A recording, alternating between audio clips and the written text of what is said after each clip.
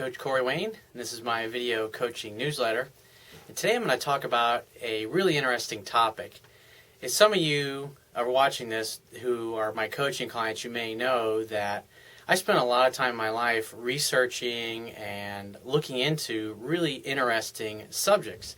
And obviously one of the subjects that's really big and important to me is the subject of health.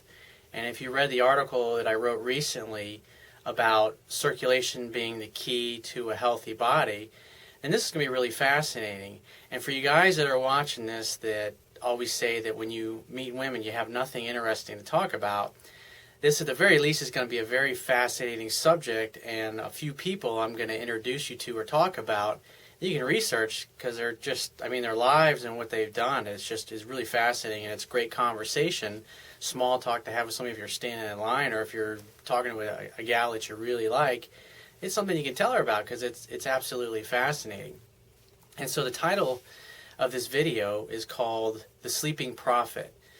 And back in the early 1900s, I'd say late 1800s, there was a man born, and his name was Edgar Cayce.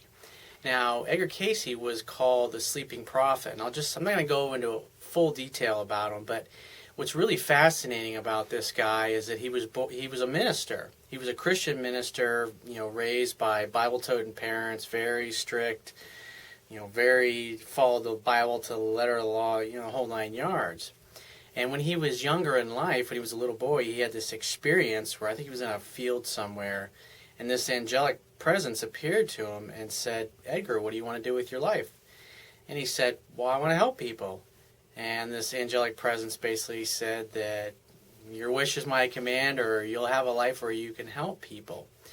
And so it wasn't until, I think it was in his early 20s, he had a problem where he would actually lose his voice, that he couldn't speak. And so there was a time where he'd lost his voice, and he just, I guess it was weeks that had gone by that he was unable to talk.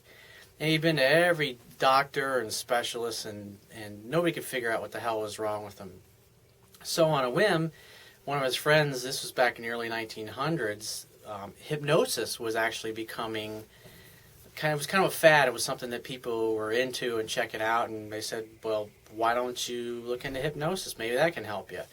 And he was desperate. Guy couldn't speak at this point. So he goes and he does a hypnotic session, and I guess the person taking him through basically, once he came out of it, somehow it increased the blood flow to his neck, and he was able to get his voice back. And then he had his voice back for, a month or two, and then it went away again, and so he went back to this hypnotist and got his voice back. And what was really interesting is months later, he had, I guess one of his assistants or his wife brought him and, got him to go into this hypnotic state and to help him with his voice.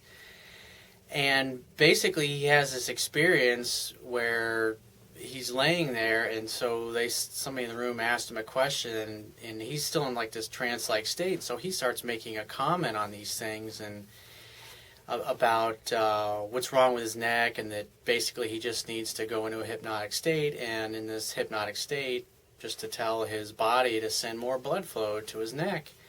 And what was interesting is while he's in this trance-like state, he does this and his neck gets all red, and so he's able to speak. And so to make a long story short, at some point in the future he has a session where somebody in the session asks him something, and he starts talking about another person and what's ailing them, and the fact that this was tied to a previous life of theirs. And so he wakes up and he looks around, and I think his wife's in the room, and everybody just has got this look on their face. They're just absolutely mortified. They're white as a ghost, and he's like, "What?" And so basically they proceed to tell him that he was answering questions and talking about Atlantis and reincarnation and karma and Akashic records and all kinds of just really bizarre out there things. And so he's a Christian minister, and he's thinking, is this the devil, or what the hell is going on here? So basically they continue doing these having him go under hypnosis, And so they basically start asking, when he's there, they start asking him questions about other people, and he would say things like, oh, we have the body, and this person could be on the other end of the country. And the amazing thing about this is that it's all documented. You can go read this stuff for yourself. I mean, there's thousands of readings that he did in a trance-like state or a hypnotic state throughout his life where people would be on the other end of the country.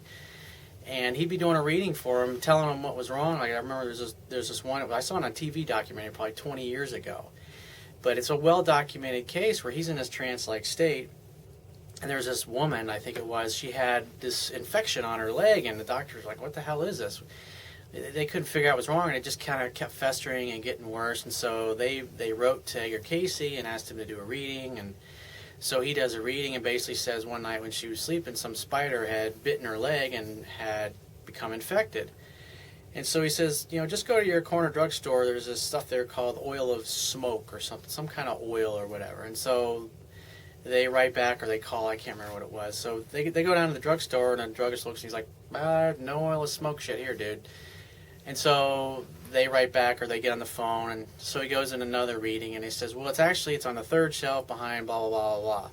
And so this person goes back to the pharmacist and says, yeah, I'm here for this oil of smoke, and can you look behind on the third shelf up there? It's behind such and such. And the guy's like, okay. And so the guy moves the stuff out of the way, and sure enough, there's this bottle of stuff there. And so he gives it, sells it to the person. They go and they put it on their leg, and everything's fine.